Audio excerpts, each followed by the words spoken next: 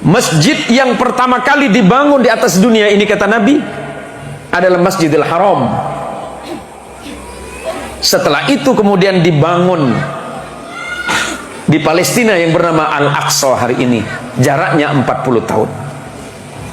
Berikutnya, setelah perintah salat itu turun kepada Nabi kita Muhammad SAW, umat Islam salat dan kiblat pertamanya menghadap ke Al-Aqsa di Palestina. 16 bulan lamanya umat Islam salat menghadap ke sana. Maka kalau Anda pernah salat di satu masjid di tanah Makkah, namanya Masjid Kiblatain, masjid dua kiblat, karena di masjid ini Rasulullah salat menghadap ke Baitul Maqdis, Palestina. Tapi setelah itu turun perintah Allah, fawalli wajhaka satrul Masjidil Haram, maka hadapkanlah wajahmu ya Muhammad ke arah Masjidil Haram. Maka masjid ini sekarang dikenal dengan Masjid Kiblatain atau Masjid dua kiblat. Yang berikutnya, kenapa umat Islam itu sangat mencintai Al-Aqsa?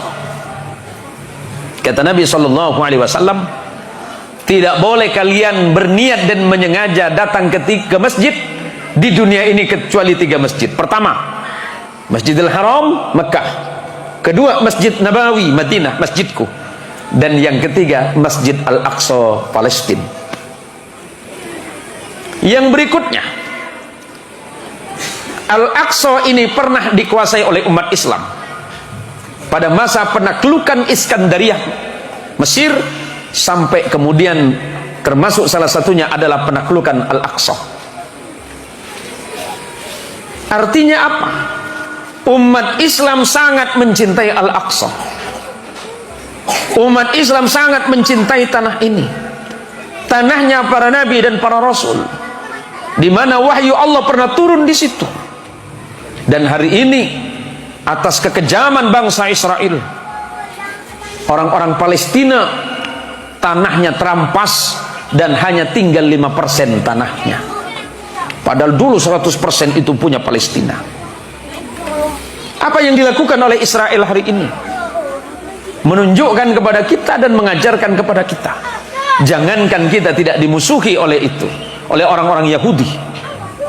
Bahkan Nabi mereka sendiri dibunuh karena tidak sesuai dengan keinginan mereka. Yang Allah sebutkan dalam Quran, Bismillahirrahmanirrahim, وَلَتَجِدَنَّ شَدَّ النَّاسِ عَدَاوَةً لِلَّذِينَ آمَنُوا الْيَهُودُ وَالَّذِينَ أَشْرَكُوا. Yang paling keras permusuhannya terhadap kalian umat Islam, siapa? Mereka adalah orang-orang Yahudi dan orang-orang musyrik yang membenci kalian. Bagaimana sikap umat Islam di Indonesia? Pertama, mari kita doakan kepada Allah, mudah-mudahan saudara-saudara kita yang di Palestina, di tanah suci ini, yang wafat dalam keadaan perang, wafat di dalam keadaan syahid di jalan Allah Subhanahu wa Ta'ala. Dan persoalan ini bisa diselesaikan dengan secepatnya, dan semoga bangsa ini bisa terbebas dari penjajahan. Kita umat Islam hanya berharap kepada Allah, Allah memberikan pertolongan untuk saudara kita. Lantas, apakah di Palestina itu Islam semua, Ustadz? Ini yang perlu saya jelaskan sebagai penutup. Mayoritas penduduk Palestina itu Muslim. Di tempat ini lahir ulama kita, lahir imam besar kita, yang bernama Imam Muhammad bin Idris Asy-Syafi'i, yang kita kenal dengan Imam Syafi'i, karena secara fikih kita berfikih madhab Syafi'i. Lahirnya di kota Gaza yang hari ini tengah berperang. Di sebelah sananya ada satu kota namanya Ashkelon. Di dalam bahasa Arab disebut dengan Asqalan. Di situ lahir imam besar ilmu hadis, namanya Imam Ibnu Hajar Al-Asqalani, yang menulis kitab syarah Fathul Bari, syarah kitab Sahih Bukhari. Imam Sufyan Ats-Tsauri juga lahir di situ. Ada banyak sekali ulama-ulama besar yang lahir di tanah ini. Apa yang harus kita lakukan? Kita sangat menolak apa yang terjadi hari ini. Aneksasi, pemaksaan, perampasan hak hidup. Di Palestina mayoritas Muslim, walaupun orang Nasrani juga banyak, orang Yahudi juga banyak di situ. Di tanah Israel mayoritas Yahudi, Tetapi orang Islam juga ada, orang Nasrani juga ada.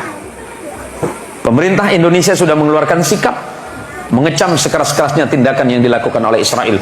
Dan tentu kita umat Islam mendoakan kepada Allah, mudah-mudahan Allah membebaskan Al-Quds, tanah suci, tanah sucinya para nabi, tanah yang pernah didatangi oleh Nabi kita Muhammad SAW dalam peristiwa Mi'raj.